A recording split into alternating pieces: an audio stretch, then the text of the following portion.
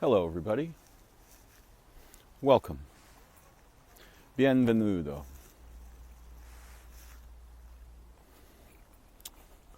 It is some day in November, perhaps the 14th, in the standard calendar. I've become, I suppose ignorant is the right word, of the present moon cycle, which is vastly more important than any kind of metric, right? It's the difference between dreaming and thinking. I urge all my listeners to become attuned to the cycles of the moon and to let this be the root of your understanding of what time it is. Yeah? And to make this much more valuable, I encourage you to, in your own way, but in the deepest way you can, to listen to the actual news, which has nothing to do with what humans are saying or writing or sharing on the internet. The actual news is the changes in the soil, in the plants, in the insects, in the animals and their cycles of behavior that accompany the transformations of the moon cycles, 12 to 13 per year, ordinary, metric years, which are an irreal and confusing and wrong-minded metrification of time. If you want to change your mind, if you want to see better, become more intelligent, insightful, creative, available to wonder, carefully observe and make notes of some kind, and remember, right? Draw into your membership, into your memory, the living news of the insects, the plants, and how they dance with the sun and the moon. The moon is the little but crucially important aspect, much more related to memory and the dreaming mind. And the sun is the almost, the overarching, pardon my pun, authority that is much more associated with the waking world and explicit forms of thinking, identity, evaluation of identity, evaluation of situations, right? The fuzzy modes are almost always better. Exceptions noted. Just presume that anytime I say anything that sounds explicit, I'm noting the exception, so I don't have to say this every time.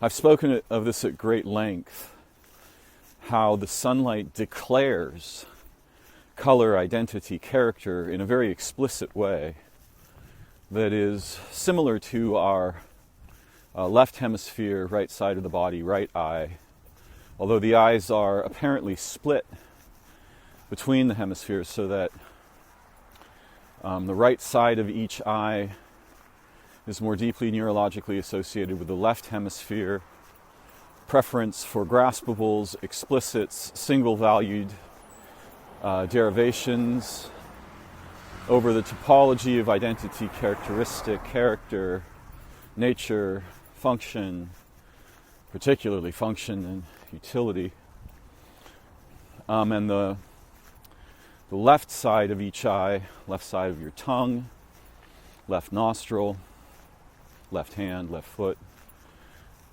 much more associated with the right hemisphere, the field-like, multi-perspectival, absolutely resists single values, is not concerned with grasping, is fundamentally concerned with relationship, possibility space, becoming rather than isness, transformation rather than state. Yeah? So the character of the transformations over time, right?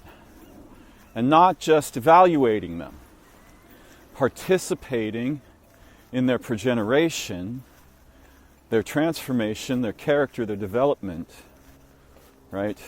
Ironically, what we think of as progress in very left hemispheric terms, particularly technologically, which is not progress at all. I mean, again, exceptions noted. Developmental efflorescence is the purview of the right hemisphere, and the left hemisphere's style, its way of being in the world. How do we know this?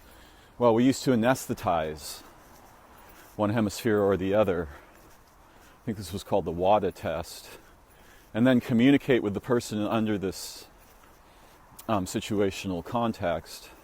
So we can learn a great deal from that about the different ways that the hemispheres are in the world. You can study this topic. I strongly recommend reading widely Ramachandran, Sachs, but especially Ian McGilchrist, and particularly The Master and His Emissary, The Divided Brain and the Making of the Western World. A book that I have read 3 or 4 times now. And I am nearly done with reading his, 4,500 page dual volume tome, The Matter with Things, which I will probably not subject to sequential readings. But The Master and His Emissary is deeply worth, read it, wait a few months, read it again, wait a few months, dip into it, randomly read, And this is really the way of reading, yeah? What you want to do with anything valuable is have multiple encounters with it, much as you would with a lover, right? Or a companion, or the living world.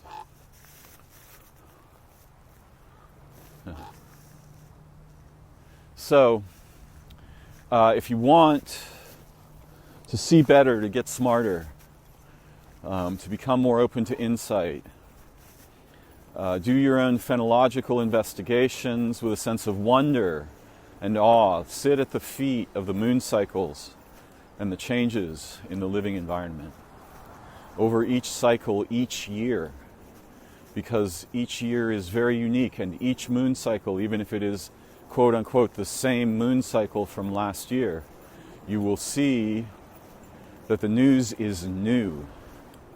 Right? This is part of the word new. It's supposed to be new. Yeah. So you will see unique transformations over time, and this is the only way, unless you're very metaphysically or spiritually sensitive, to understand the spirit of the moment in the living world, which is what matters. The spirit of the information world does not matter. The spirit of the living world, foundational to your mind.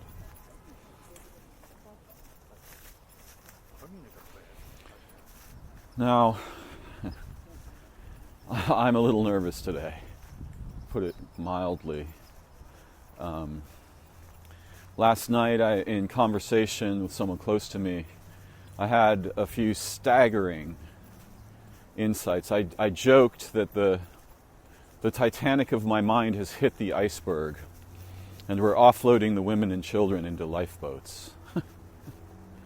The resonant depth of these insights was unlike anything I have recently experienced, and resembled quite significantly the particular species of insights that were constant, like gushing water, when I was in contact with the NHI mind that I use the pet name Toymaker to refer to. And this pet name is meant to be reminiscent of the name of a comet called Shoemaker-Levy. It is meant to imply a traveling being that might appear to humans as a comet or a stone flying through space, something humans have entirely the wrong idea about, almost universally. I've met 0 humans that have a reasonable conception of what is the sky. Yeah. Not that there aren't any. And that may not be true. People like Sarah Janes or Normandy Ellis, 2 brilliant women, other friends who I won't name directly, they may have interesting conceptions of the sky, but I've never heard a single human being speak of this. What is the sky? In a profound way. And the literal nonsense commonly on offer in prosaic ontologies is catastrophically, impossibly untrue. Like, to a degree that is, I would have a very great deal of difficulty overstating. The idea that space-time is empty is bullshit.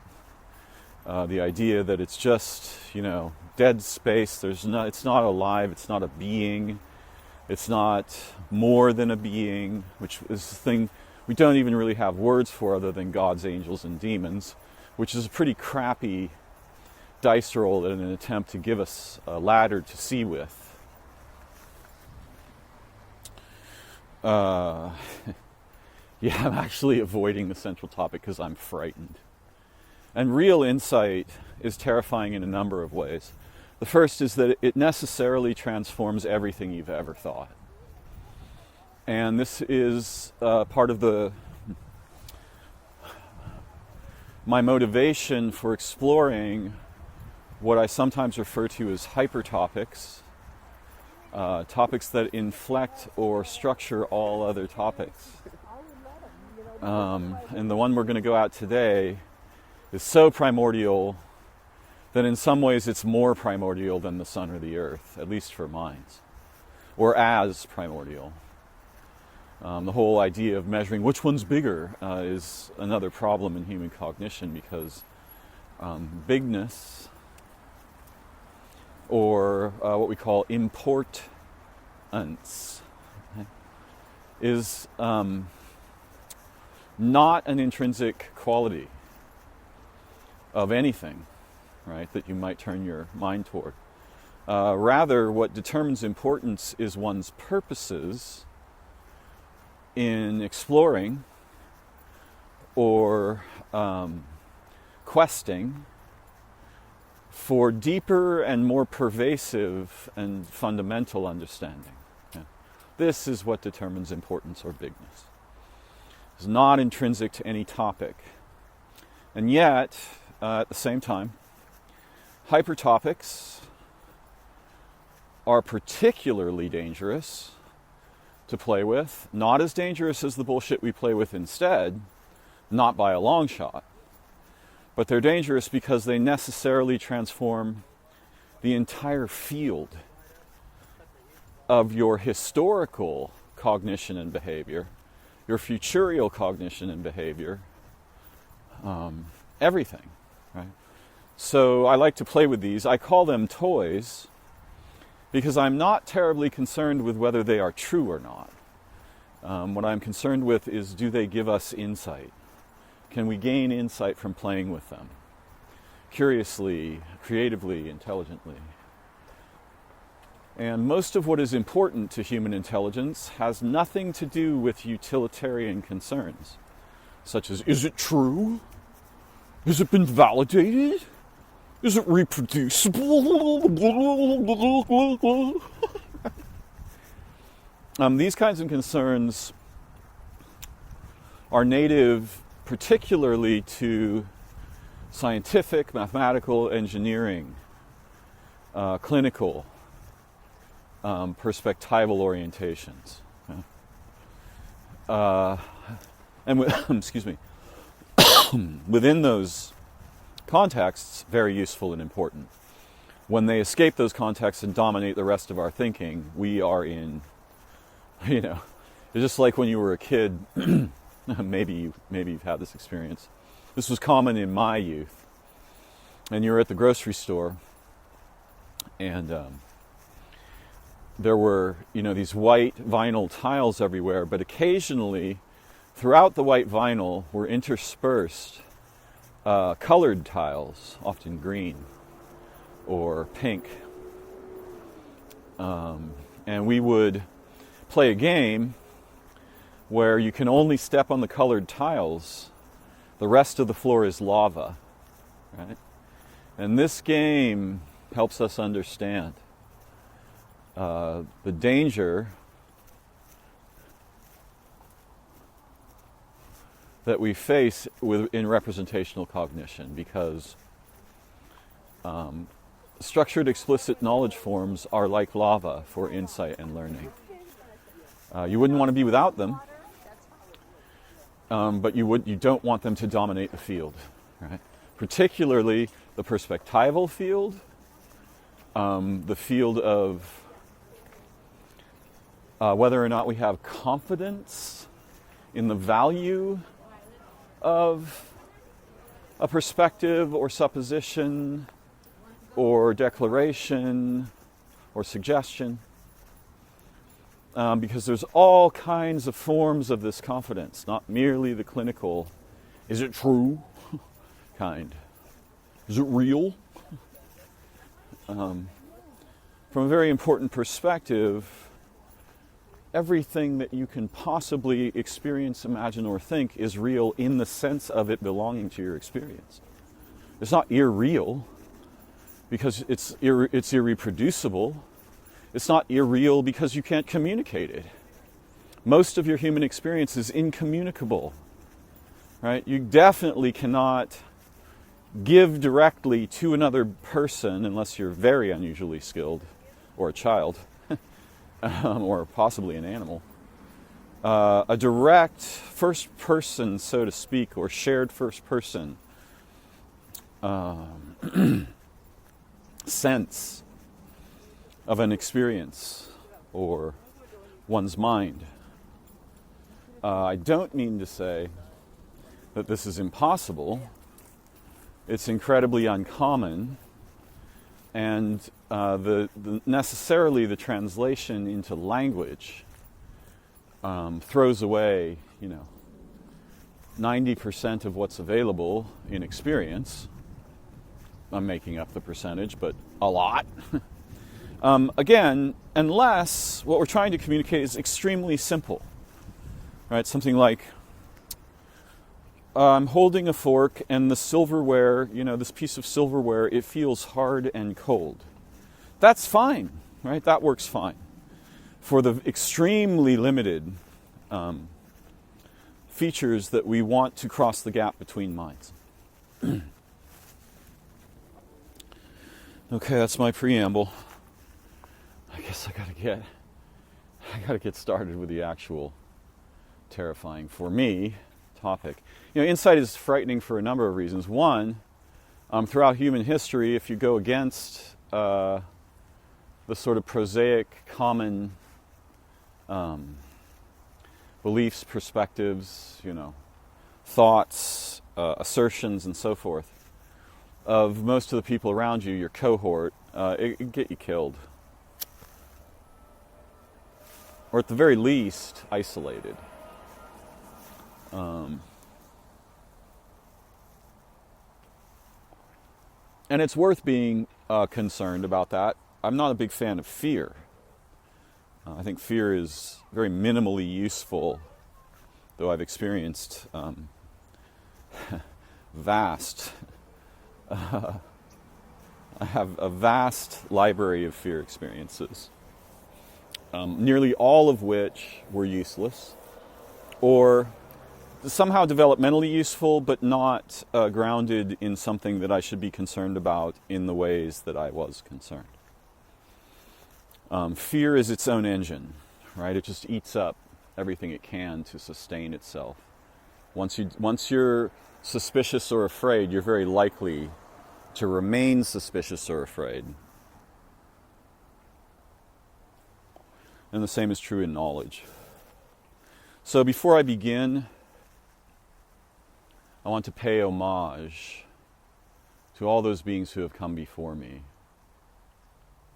to honor them with great reverence and humility, and particularly to invoke the goddess of memory, Mnemosyne, or Mnemosyne, and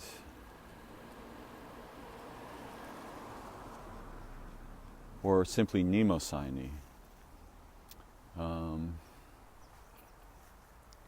and her daughters, the Muses.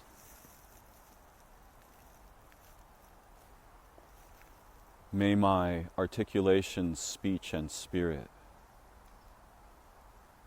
draw upon their urgencies, fulfill their hopes and dreams, and bring us to deep awareness, reverence, playfulness, and creativity together. May it be thus, now and always. So the ultimate, again, depending on one's concerns, but the ultimate hypertopic in a way is memory. And, before I had this staggering insight, there were some smaller insights. And they went something like this. Generally, if asked, many of us, not all of us, and it depends on context and relationship and topic and so forth, if we're asked, do you trust your memory? I think most people would be likely to respond that they do. I'm going to leave aside the vast array of topics that are important, but not my present concern, of how memory both changes over time, it changes depending on who is inquiring into it and why. It changes according to our purposes in attempting to remember something or having a memory surface in awareness.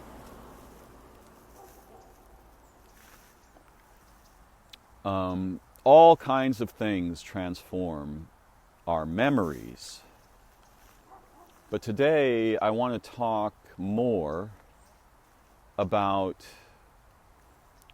memory itself, and particularly features of memory in humans that are crucially important here in today's talk.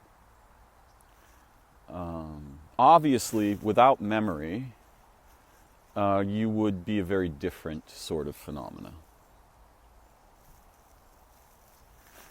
It's unclear to me whether something resembling cognition could even occur.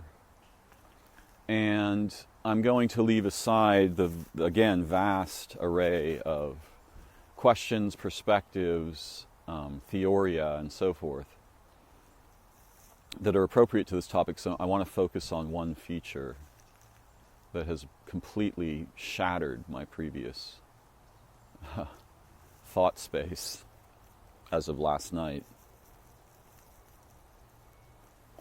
And I really feel nervous about my attempt to do this any kind of justice, but I'll give it my best shot.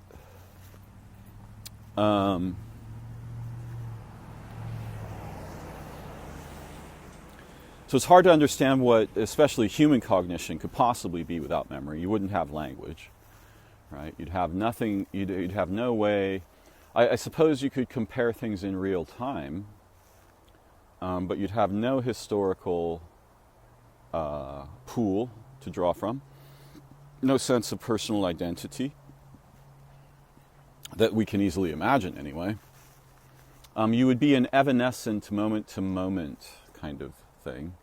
But we don't live in a world like that. This is all purely hypothetical. What would it be without the capacity to store and retrieve in this mystery we call memory features of experience, structures, emotions, urgencies, despair, trauma. Right? All of these things involve memory, and much of what we think of as mental illness can be understood usefully as pathologies of memorial function. Right? What we feel are inclined to revive in awareness. Right? Memory is sort of, in a way, the graveyard of experience. Right? There's all these little very complex structures, and not merely structures, but the contexts in which the structures arise, are imprinted, change over time, transform, inform each other. This is an impossibly sophisticated topic. But the first insight that I had was that it's a very strange insight for me. Although I generally trust my memory, like many other people do, I'm suddenly inclined not to trust it in the same ways that I have previously.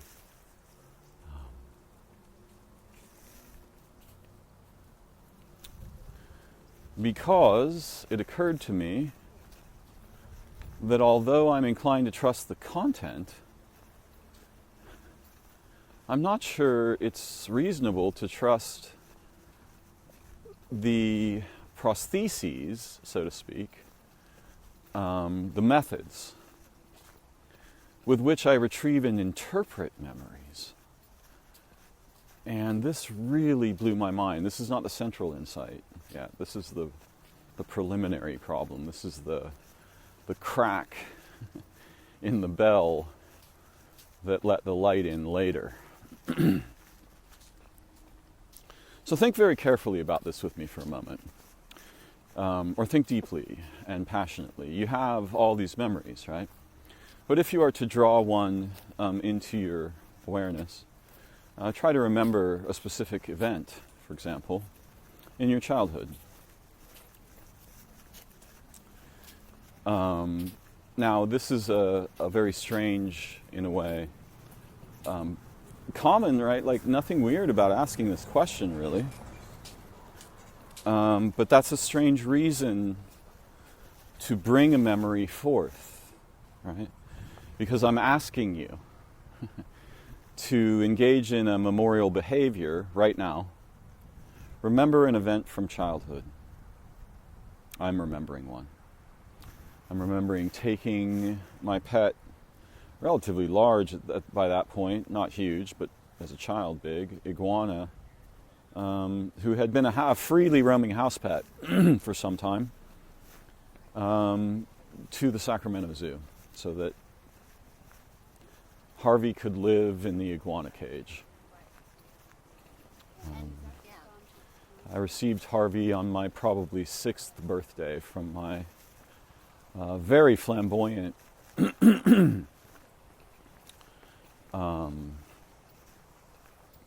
three-quarters con man uncle. Much to my parents' extreme dismay, I had been given essentially what was to me a dinosaur, a living dinosaur, and at that age I was absolutely fascinated with dinosaurs, and this will become important later, I hope. In any case, bring to mind some event from your childhood that you remember. And just hold it in your awareness for a moment. Try to find something that was beautiful or inspiring or surprising in a joyful way.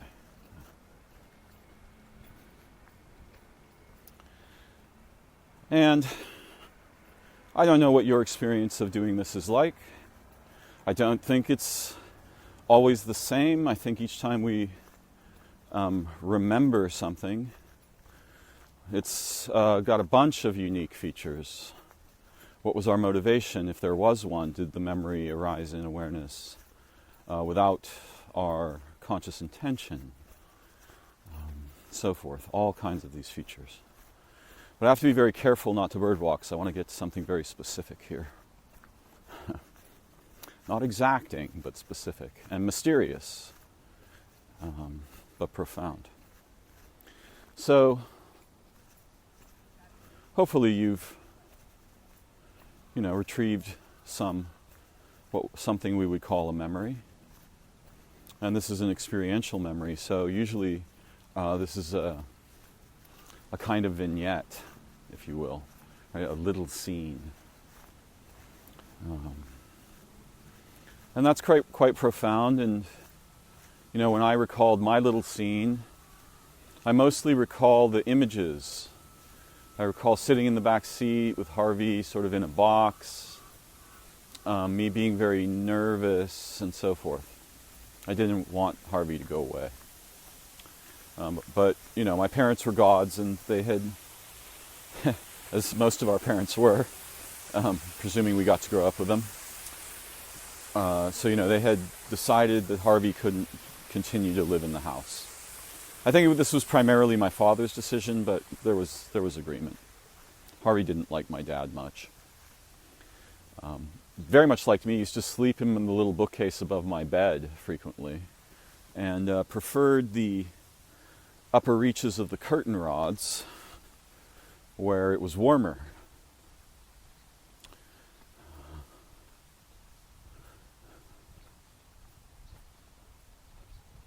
So, my memory has some links, right? I remember when we got Harvey. I remember him sleeping above my bed sometimes. I remember having a dragon as a pet. I remember knowing that Harvey would one day become bigger than a dog, and maybe I could walk him around like humans walk dogs, but I would have a dragon instead of a dog, and a dinosaur instead of a dog. And I remember other experiences with Harvey. But again, this is not really my topic. So there's a bunch of linkages, right? In reality, what we have is a sort of a manifold of linkages, a bubble of many bubbles with little stars and constellations, so to speak, in it.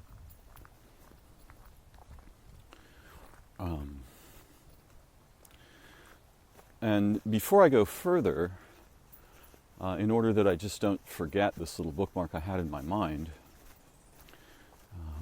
one is inclined to hear things about how to improve one's memory, right? Like it's a muscle, you can practice it, and the methods that the Greeks and others used. The memory palace or the memory castle, right? So you associate, you build an imaginal structure in your mind, like a castle or a palace or even a house, and you associate memories with specific objects in that house or with landmarks on a walking trail you're very familiar with, and so forth. And there's many people who can demonstrate what we think of as astonishing feats of memory. I don't need to name them, but today, us moderns, with few exceptions, again, it's always a topology. There are always mountaintops where you have people performing at or capable, of exhibiting faculties that the valleys don't really even believe exist and think of as impossible. But up the mountains, they're not only possible, they're probable. And up near the top, they're simply there. Right? So I remember a scene from the film that I love called Powder. Amazing film.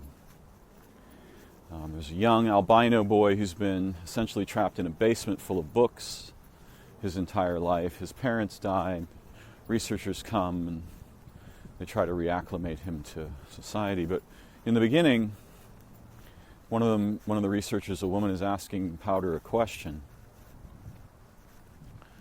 about the books. Have you read all of these?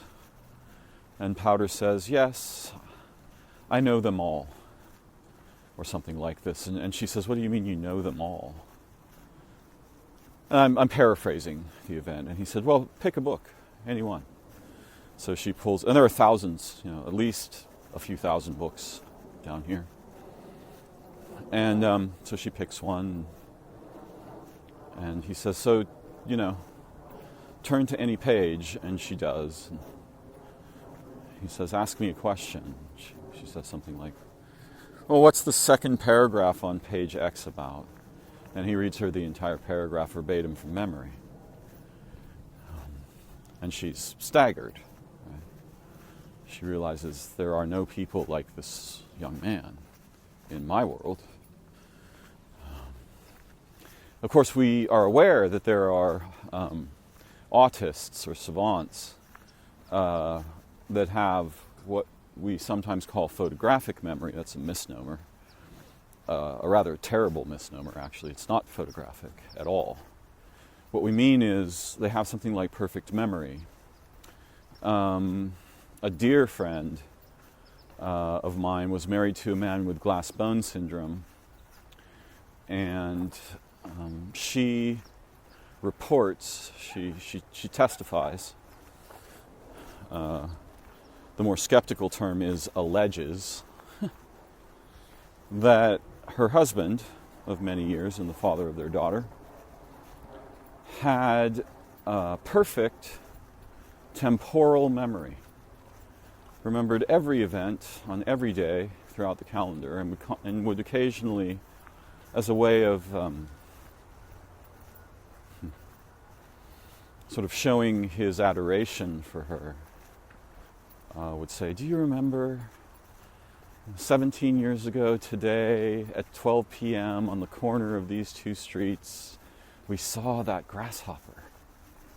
I'm making this up. But this kind of detail. She could name any day or any time to hear her tell it, or at least in my memory, and he could say what was going on, where they were, what was around them, what had happened previously, what had happened shortly thereafter, and so forth. I don't know, I have never known a person like this. Are there no such people? That is absolutely not true. Right? There are such persons. To be human is not to be like a machine, where you know the properties and functions and qualities and faculties and so forth, and the ones that you haven't seen don't exist. Right? That's the epitome of ignorance. So the first thing that happened to me last night was I was like suddenly mistrusting my memory. Not my memory, but the processes and methods that I use to retrieve it, which are all, if I'm retrieving it on purpose, quote unquote, right, intentionally, these things are untrustworthy. Particularly if I'm trying to remember an event that I perceived as an injustice against my person.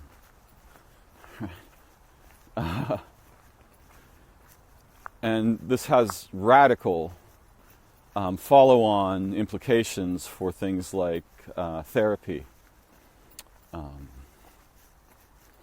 so forth. Because in therapy, we generally validate, with exceptions, we validate a person's memories, not realizing that we are thereby validating the decryption protocols. Now, this is what actually occurred to me last night. I thought, memory is encrypted, it's very complex. When I decrypt it, I'm only getting the little pieces that my purpose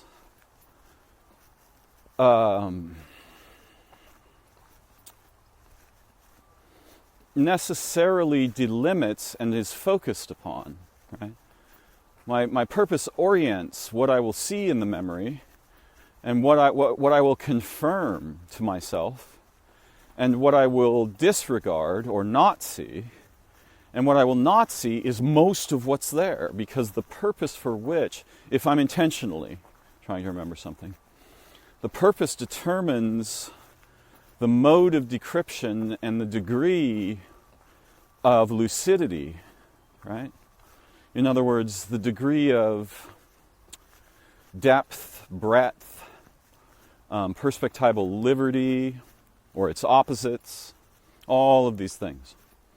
So I was suddenly realized, although I have learned to trust my memory, how can I trust it if the protocols I use to access it are surely untrustworthy in the ways that I've just described? And this staggered me. This is such a fundamental aspect of my being. Of course I trust my memory. Why?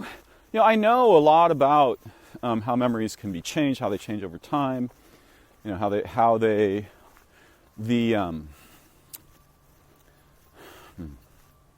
what they are transformed by and for. I know something of this matter, right? I'm not an expert, but I know something of this matter. And by the way, I was recently accused by somebody I love a lot of playing know-it-all. They're like, you state things that are so radical and so impossible to verify with almost absolute authority. The fuck is up with that, right? And I took it seriously. Yeah, I took it seriously. Oh, there's a crayfish here.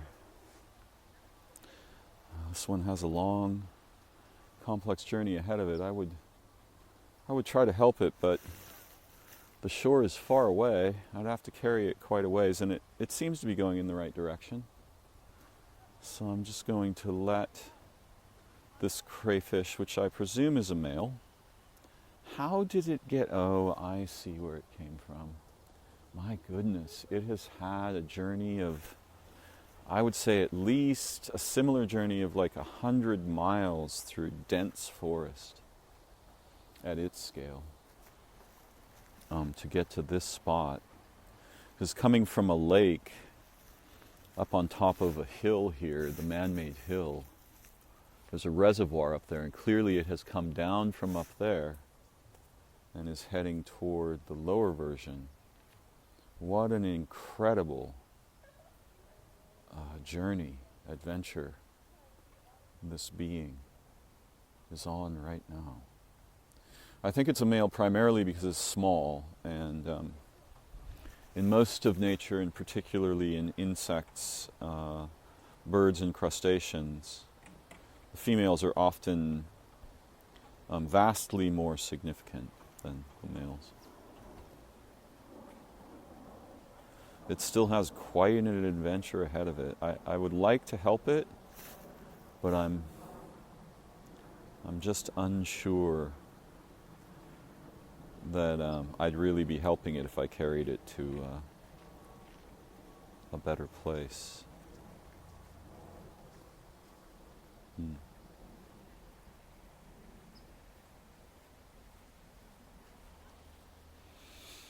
It has noticed me and so stopped moving. It's doing the freeze thing.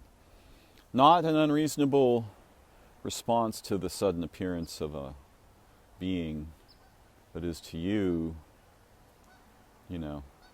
as a human is to a skyscraper. I love these beings. They are brilliant, amazing, and true of spirit and behavior in a way that puts much of the behavior and spirit of my species to shame. So to return to the topic, I quote, trust my memory, but I don't trust the retrieval protocols. And obviously, this should be clear, but I'll mention it because it's very important. Memory is not like a bookshelf, right? You put the books on the shelf, every time you go to the book, the same book is there. We might be inclined to think this way. Memory is nothing like this. Accessing a memory necessarily transforms it because it gives it new associations. What associations?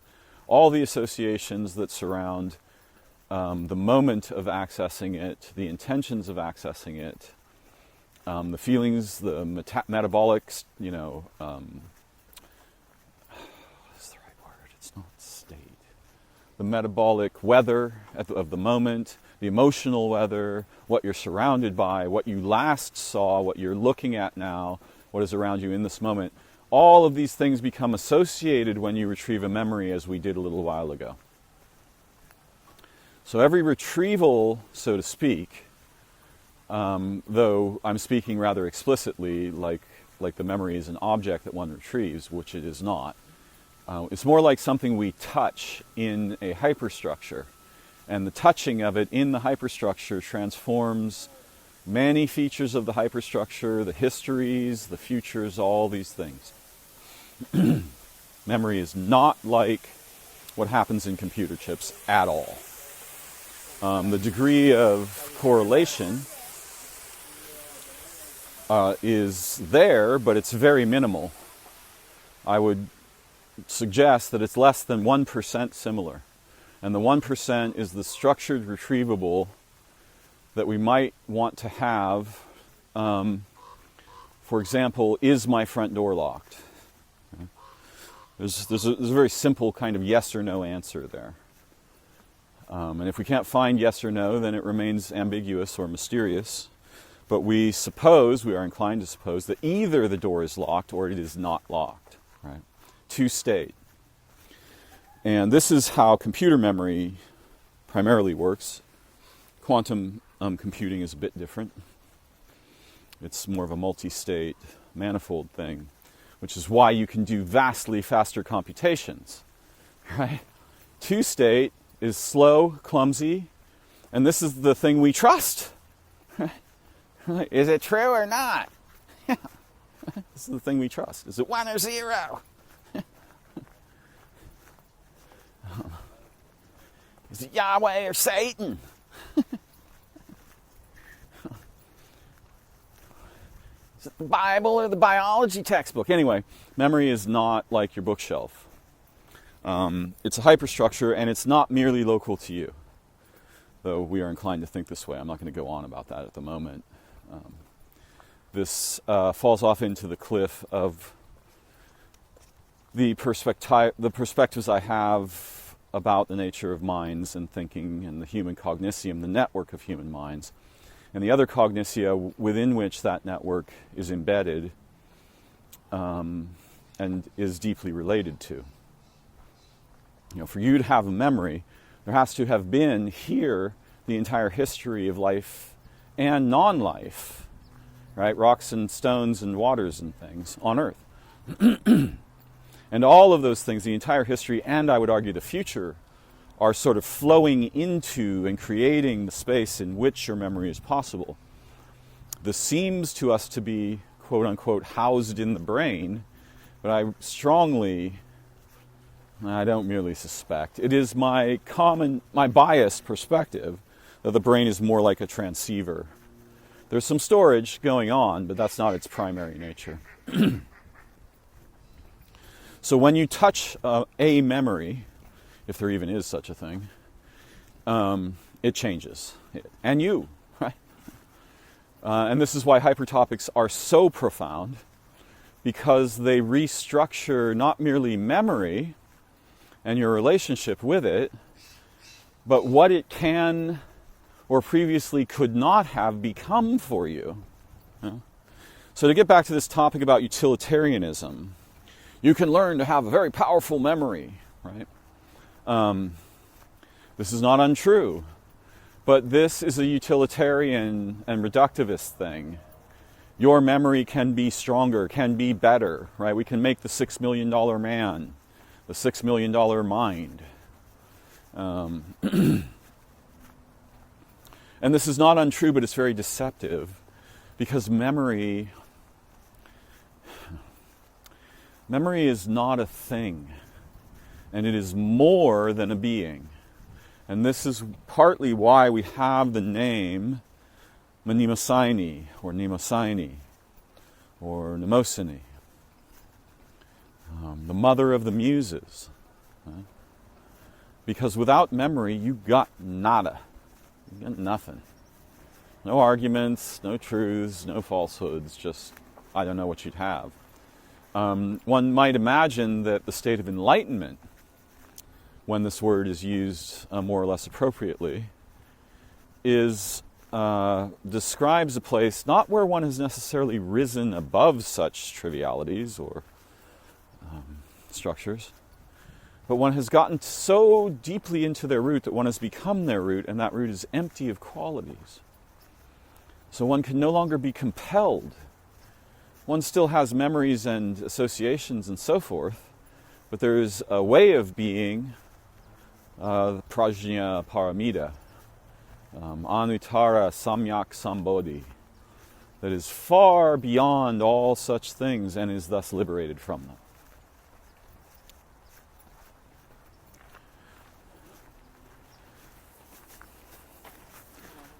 So when I speak of memory, I don't speak of something that I just want you to improve. I want you to be able to remember better. Now, that's a reasonable goal, but don't be deceived. This word memory refers to a principle of that which is and they who are. It is more than a being, much more than a being. We don't really have, again, a word for this. We have God, angel, demon, that's about it, deva. So, this is a being that is entwined, woven into every aspect of our physicality and our minds. And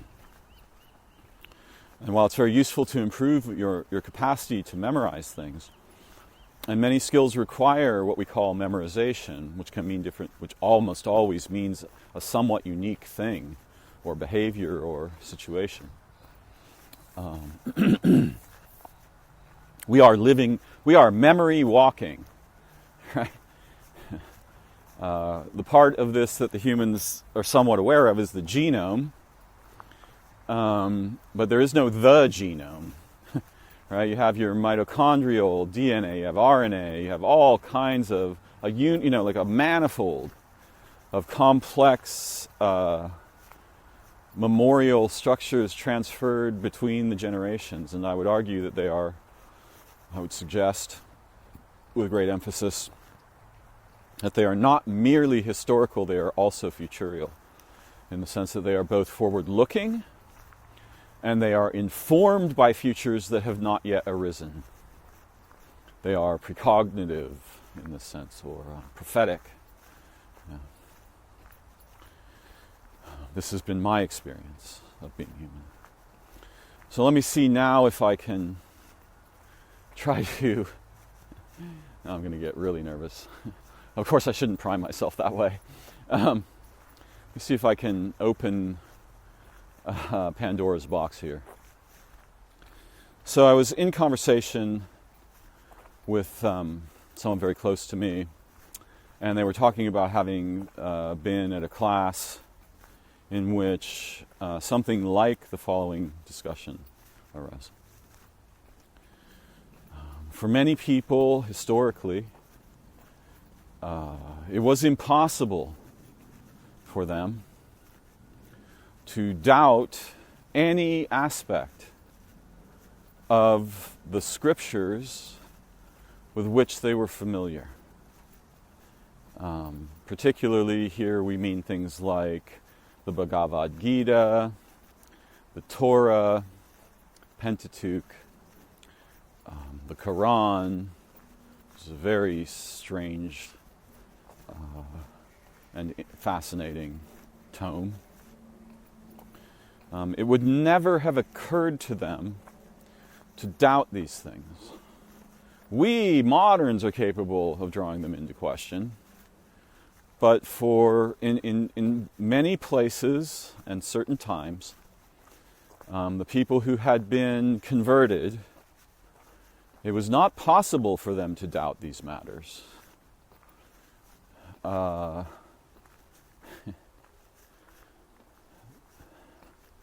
why was it not possible? Right? I wondered.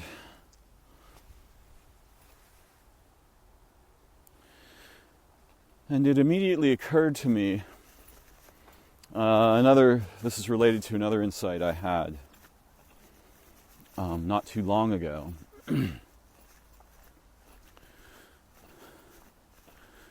This has to do with the dangers of being exposed to technology, particularly the internet, and much more particularly what we call LLMs, and the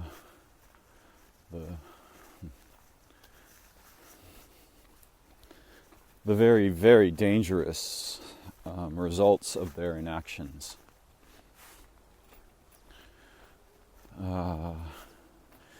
If something changes a hypertopic for you, or anyone, if it modifies it, if it modifies that with which you do evaluations, measurements, determinations, and so forth, you will not be able to tell that that change has occurred. And the reason that you will not be able to tell is that the faculties you detect change with have been compromised by exposure to something that resembles, an ideology, a corporation, the military-industrial complex, the Bible, etc.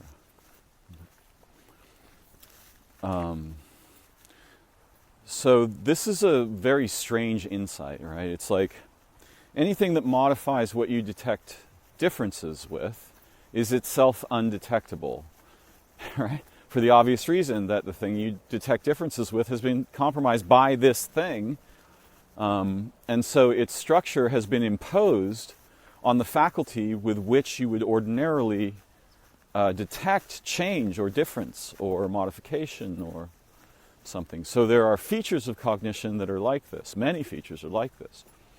If you change them, you can't detect their change because you can't detect that they have changed because they are what you detect change with.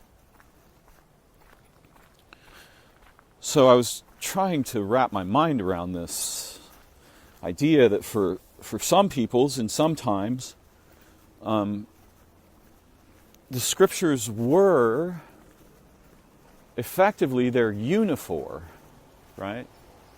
A structured text that declares the nature of all things, their purposes, that which is good and that which is bad, and so forth.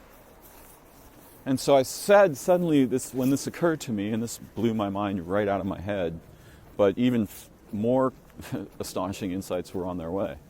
Right? I was just receiving the first, package here. So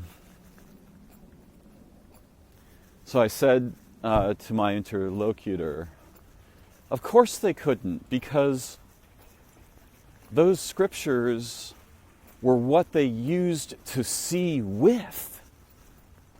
Right? So it would be like trying to decide that I don't see the tree when I can clearly visually see the tree. Yeah?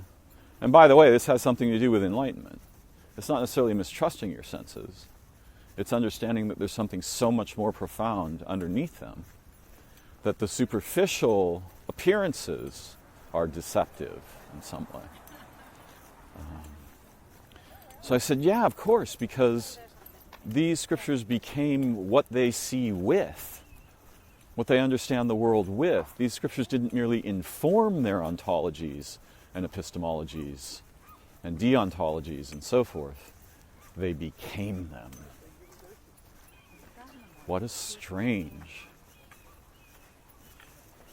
what a bizarre and shocking revelation for me. Wow. These books, and it was funny, I was watching the film, I'm watching currently the film The Others with Nicole Kidman. And her character is a sort of a kind of a fundamentalist Christian and is pounding the ideas of Catholic ideas into her children, with an iron hand, so to speak. And it's impossible to understand the full set of implications of such a staggering situation, where a single book becomes the arbiter of that which is, and also that which cannot be, and that which should not be, that which mustn't be, and that which, it encompasses the whole damn field, right? Becoming, isness, not isness, good and bad, desirable, undesirable, everything. Right?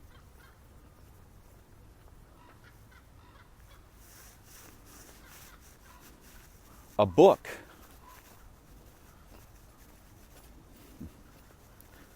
Now, before, this is very important, before these were books, with the possible exception to some degree of the Torah, and certainly the New Testament, before these were books, they were memorized, right? They were transmitted generation to generation in song. And the music enriched memory. Yeah? The music carried the non-ordinary aspects, and the words carried the structure. Now, do you even know a single person, or have you yourself memorized a book? Now, I can imagine memorizing a children's book.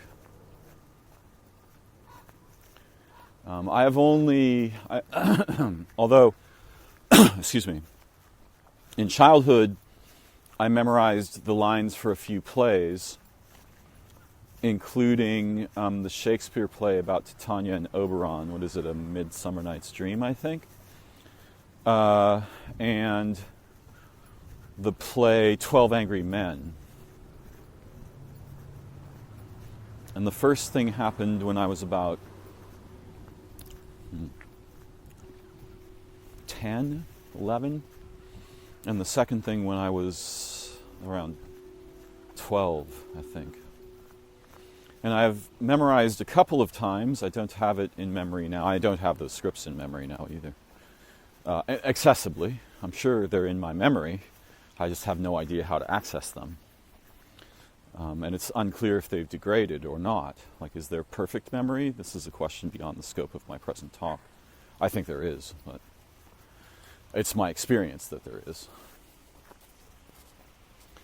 And then one Edgar Allan Poe story I memorized and performed in junior high because I was being punished for goofing around in drama class. And my teacher said, "You will memorize and perform a dramatic piece tomorrow." And an hour before the class I memorized. I had a really good memory as a kid when I wanted to enact it, when I was motivated. I memorized verbatim one of Poe's stories and presented it to the class, much to my teacher's astonishment.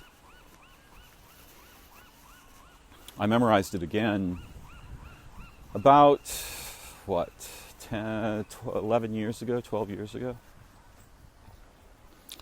And I have committed to memory recently and have been practicing Poe's The Raven, which I did recite on Halloween, but I haven't posted it because I was not satisfied with my recitation. How many people do you know that have memorized a book? Now, I have met people who have memorized the Bible. I have not met people that I know of who memorized the Quran, a much longer book, or the Bhagavad Gita, but there are many, many of such people. So in many cases, before we may imagine, at least in some cases, before books were written, this knowledge was alive in the minds of living human beings, and they transmitted it verbatim to others.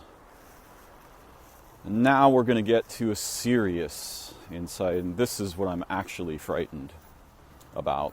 So far, everything's kind of okay. I mean, the first insight was just like, oh my God, they used the book to see with. The book became their ontology. I remember seeing in a film an indigenous ceremonial procession, and the moment that I saw that in the hands of one of the participants, one of the celebrants, there was a book, terror struck me. I was like, oh my God, these people have been infected.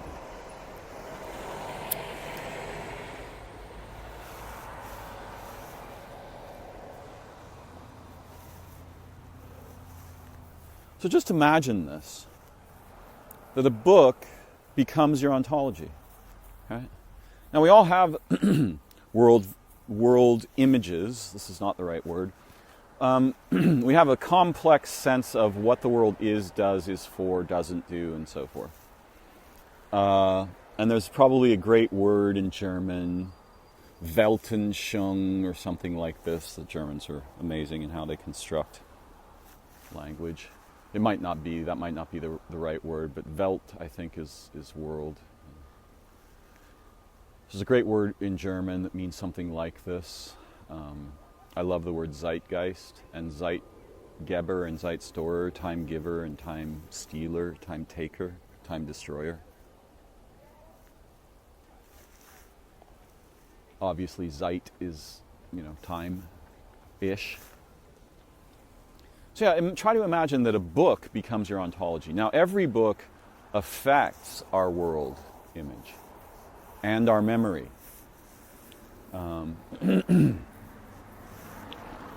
But what occurred to me in that moment of insight, in the first moment, was that this is what they use to see with in the mind, in judgment, in evaluation, right? It obliterates, dominates, and tyrannizes anything that might conflict with it. This is the weaponization of memory writ large, but it is not merely that.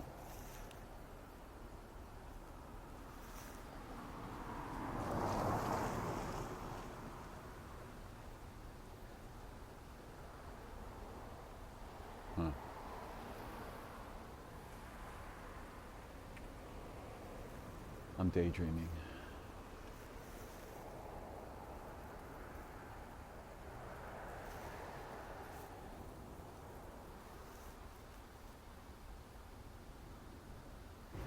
Abide with me a moment.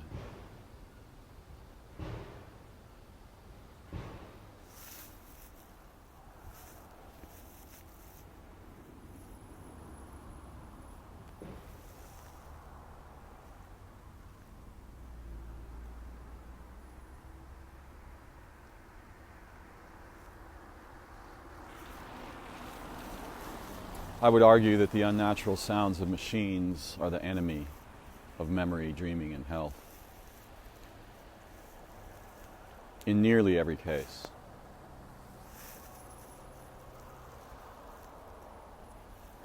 I am returning from the lake to the place where the cars are. So there will be some background noise.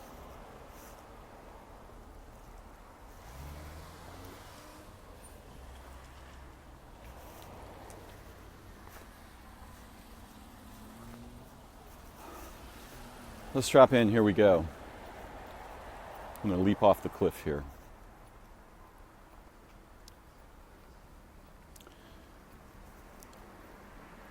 So as someone who has occasion to reflect deeply on the natures of memory, capital M, and Mnemosyne, to whom I am very devoted,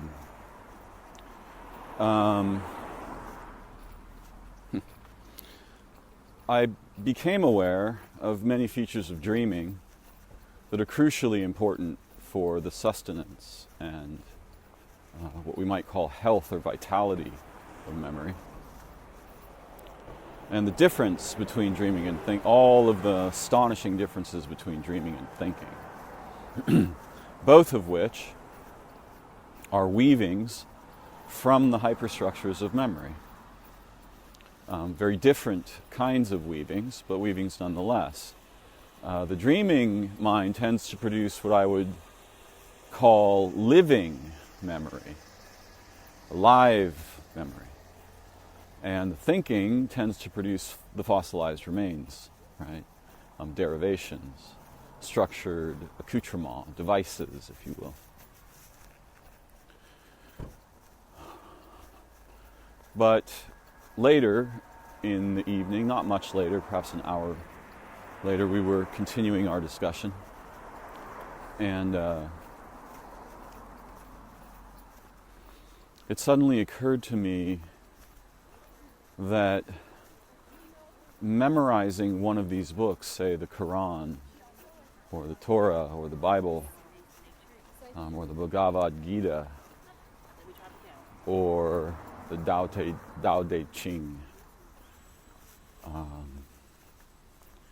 would necessarily impose a relatively permanent but changing understructure to memory itself. Right?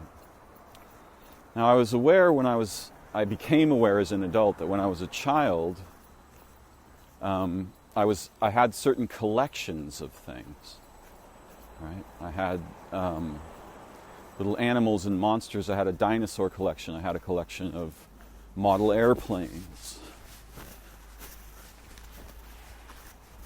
I had a collection of books. I had a collection of Hot Wheels. Early on, I had a collection of these similar to baseball cards, but they were stock car cards and dragster cards and exotic automobile cards.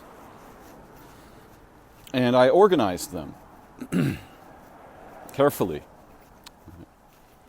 Unbeknownst, I think, to nearly anyone, certainly to me as a child, these relationships with these objects were forging anchors that would allow me to structure the memory, the forms of memory that are particularly important for representational cognition. You may have had collections yourself. You may still have some. And it may never have occurred to you that these form anchors,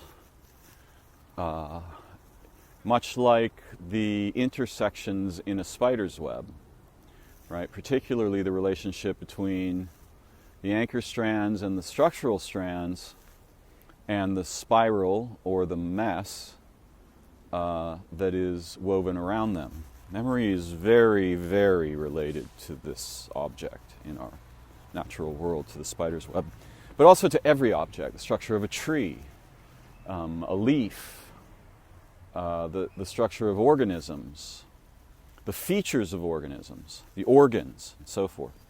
Memory is very complex and is like what we see in nature. All things are like what we see in nature.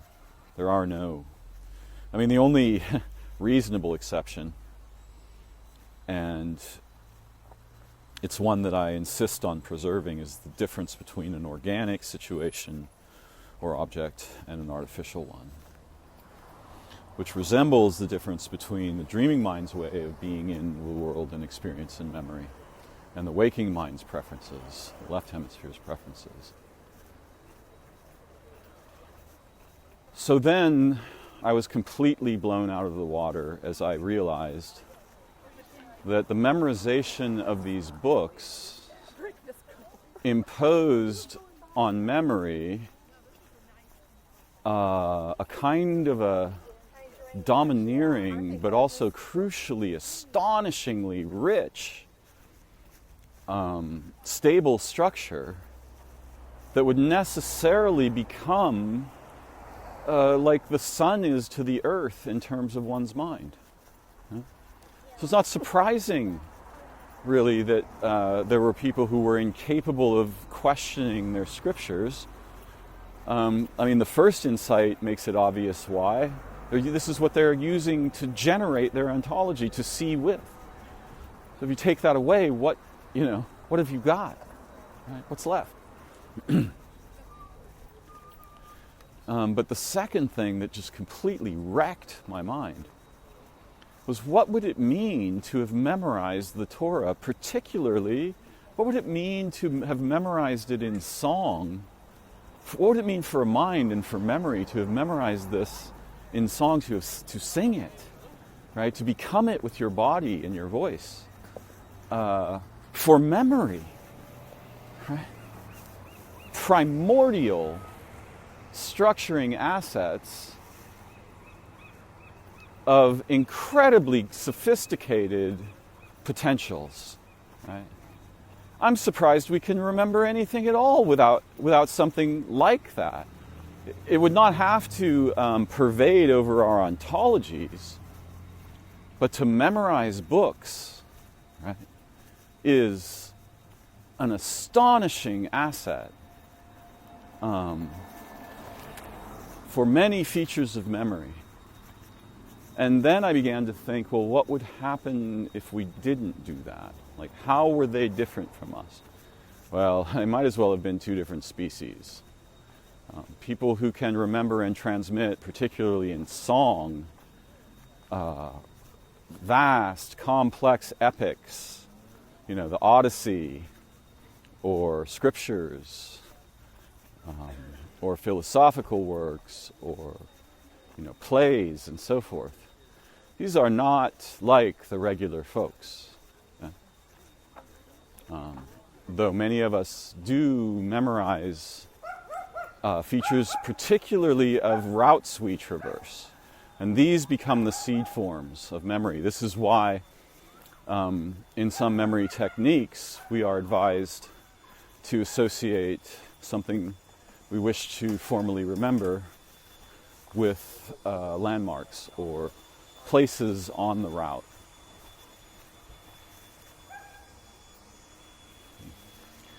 More bad machine noise.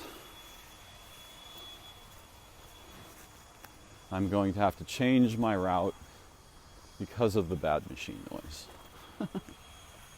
Significantly, in an attempt to avoid it on the recording and also in my ears. So yeah, this staggered me. I thought, oh my God, what would it mean to have memorized something like the Torah or the Quran? What would the nature of one's mind be capable of that we who have not done such things are incapable of? For most of us are without this. And then, when I was little, it turns out that all of us have a natural affinity toward the kinds of things that memories are made of, the kinds of experiences and situations that memories are made of, thus my collections as a child and my book reading and so forth.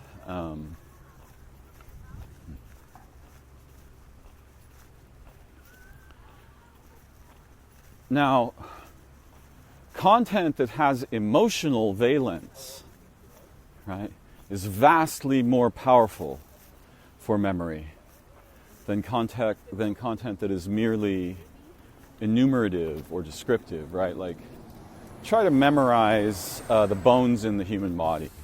Well, this is a great thing to do. And people think like, well, I've got no use for that. Oh my God, are you wrong?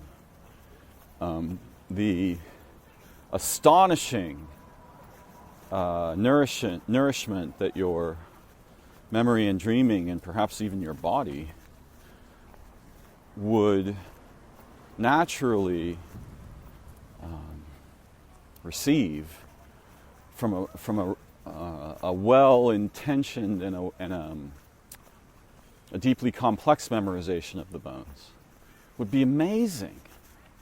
I mean, you would get a different kind of mind. You would have new features of your mind just from doing this one thing. for sure, right? Whatever we memorize radically transforms the possibility space of consciousness.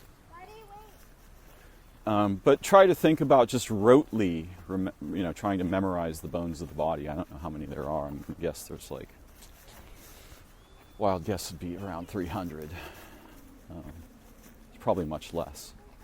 But so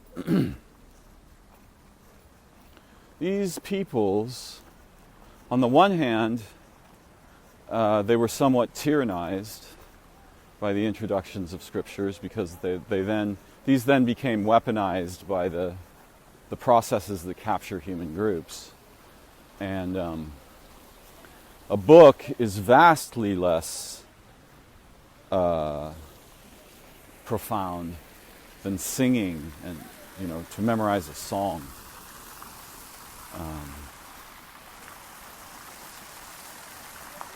So yeah, this wildly destabilized all my previous thoughts. I was like, okay, this changes everything. This is we are in the terrain of a hyper topic. And that blew me away. And then I realized, but nearly none of us memorize books. I may be wrong about nearly none, but very few people that I know memorize books. And of the books they memorize, scriptures are the most prevalent.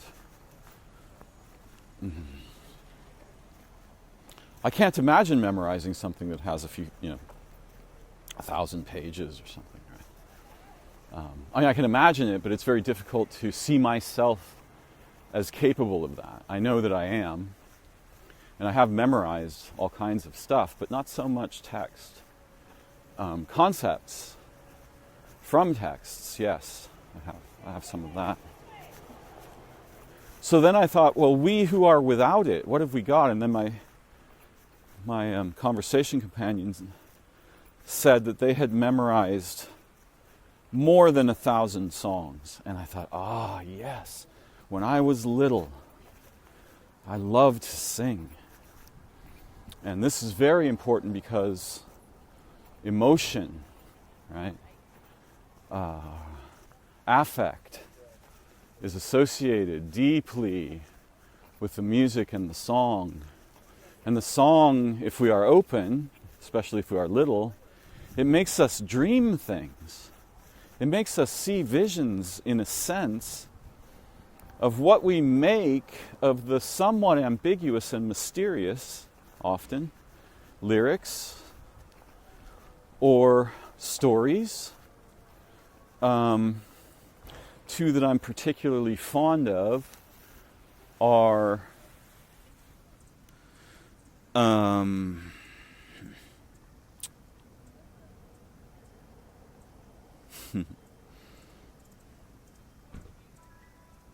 Angie Baby by Helen Reddy.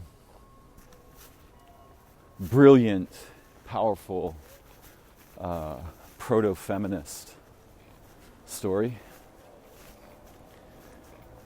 And The Night the Lights Went Out in Georgia, also very profound. And Bobby McGee and songs of this nature, story songs, or things so astonishing as like Bohemian Rhapsody or Stairway to Heaven. The list just goes on and on. So these, it never occurred to me before last night that these songs, right, they become anchors and wombs, living wombs in the memory space of our minds and our being, our hearts, our souls. And the songs have the power to catalyze enthusiasm and ecstasy and sorrow, right? They are rhapsodic in the old sense, right? They transmit their emotional character into our minds which uniquely and personally receive and transform this character and make, it nourishes us in a number of very profound ways that are quite difficult to speak meaningfully about in any compressed fashion.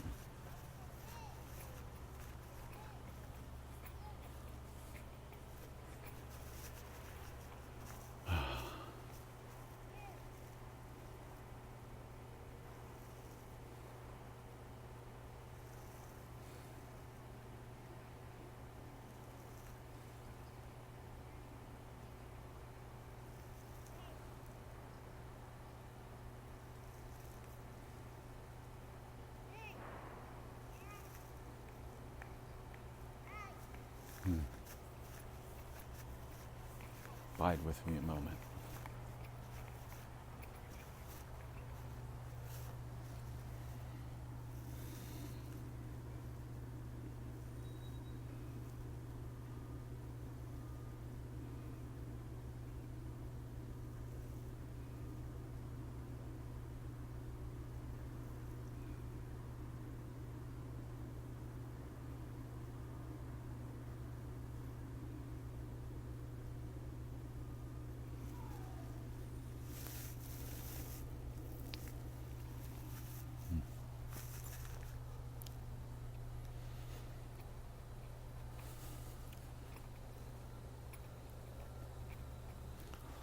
So music it turns out, is one of the most powerful nourishers and non-explicitly structured, more than merely explicitly structured impositions or assets that resurrects and reinforms the possibility space of memory. Very powerful, very powerful. I just remember last night. It's not the same today. Last night I was in an unusual sort of, what would I call it? I was in an unusual way of mind. And these things imposed themselves on my perspective so forcefully that I was astonished and kind of unfooted, right? Knocked me off my feet, so to speak. Here comes a bad noise.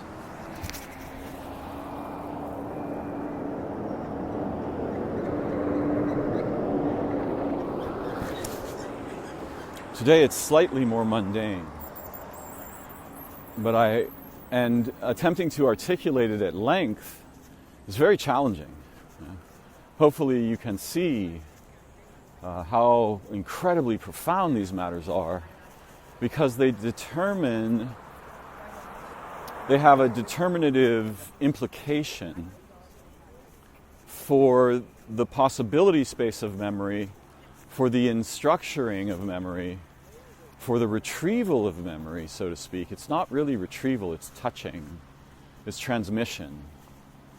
And for the stability and richness of memory assets, right? Because in RepCog, memory assets mostly get obliterated, right? Like, so instead of actually having experiences, many of us moderns just whip out our, unimaginably ironically named smartphones and take photographs instead of having experiences. We think because we'd like to remember it. But this is the opposite of memory. What you will have there is a bunch of dead inside artifacts, thousands or tens of thousands of which you will never look at again.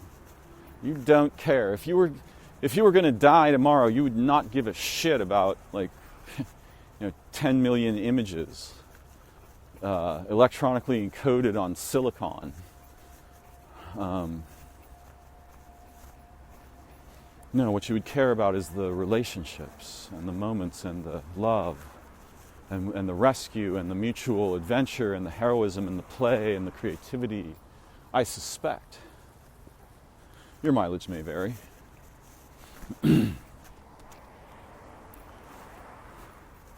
So yeah, to have memorized, for example, the Quran would create both a kind of a more than merely encryption protocol and a vast array of decryption protocols. For memory itself, it would give you this understructure, this incredible, sophisticated, profound, metaphoric, fraught with simile and association, right? This vast web of scripture. It is, without this, it's difficult to even say we have a mind. What we have is something that might vaguely resemble the minds of the people of old. And long before there were books like Scriptures and so forth, or even before there were religions. And we still live in the before of religion. If you go to untouched peoples or indigenous peoples who are uncontacted and so forth, you will find the before of religion. And their book is a living book in its nature. It's the thing I started out with, right? The moon and the situation on the living world, in the living beings, and the before of living beings, the stones and the rivers, and I think these are in some way meta-alive or proto-alive. We are very confused about this life idea in modernity. Yes, so their underpinnings were the living places and the routes and the sky and the stars. And they knew them. They recognized them. They dreamed them. They were in love with them. They were one with them. This place is our people. Right? It's not a possession. It's synonymy. We and this tree are the same one. We and this river are the same one. Right? This artificial distinction, native to representational cognition, had not yet dominated their minds and memory. Excuse me. And thus their intelligence, was very, very different from the strange and often stilted amputation systems that we are inclined to become subservient to in our memory and consciousness.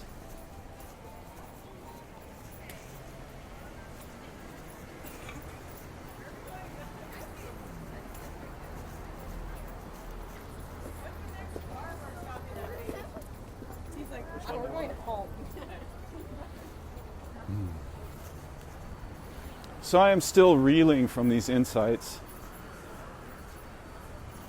but I wanted to communicate some of the pivots that underlie them. I hope I've done okay. I've given it my best shot on my walk today. I'm sure there will be consecutive staggering revelations to come. But yeah, this really blew my mind. I hope it blew yours. Whereas, this idea of blowing a mind, I think of it more like blowing a bubble of many bubbles and just getting a better bubble, re-blowing rather than shattering. I'm so grateful both to my companion with whom I was speaking and to you and to the sky and the living world and Mnemosyne and the muses. I adore them all, and I meet them with reverence and humility.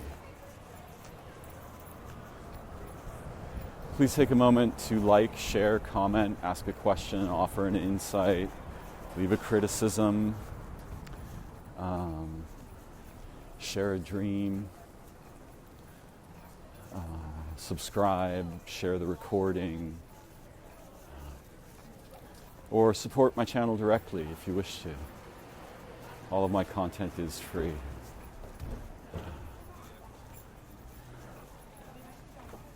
It helps me to remember. And think of how strange this word is, right? To relink, to reunify, to recommunion.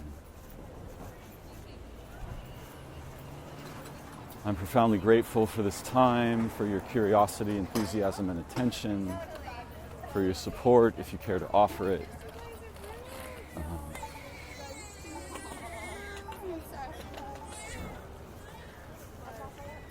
For the great beauty of our living world and the hope that we can rescue it from the forces that intend to consume it and counterfeit and destroy the anciently conserved relationships and ecologies of nature. Bad machine noise is coming.